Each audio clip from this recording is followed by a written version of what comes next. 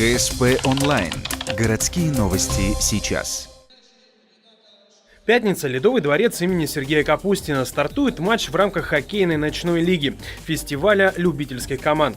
На корте сражаются команды Ухтабурения и Лукойл. Буквально на 14-й секунде счет открывают газовики. Однако затем нефтяники быстро нагоняют, а потом и вовсе уходят в отрыв. По сути, обе команды являются основными и единственными участниками отборочного местного этапа ночной лиги.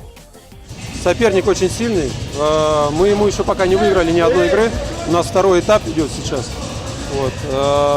Борьба будет очень сложной, трудной. Будем биться. У нас преимущество по очкам имеется. Нам нужно выиграть одну игру, чтобы получить, в принципе, безоговорочную победу. Большую часть первого периода и частично второго игра развивалась на равных. Лишь ко второй половине игры газовики смогли не только сравнять счет, но и ближе к концу вырваться вперед.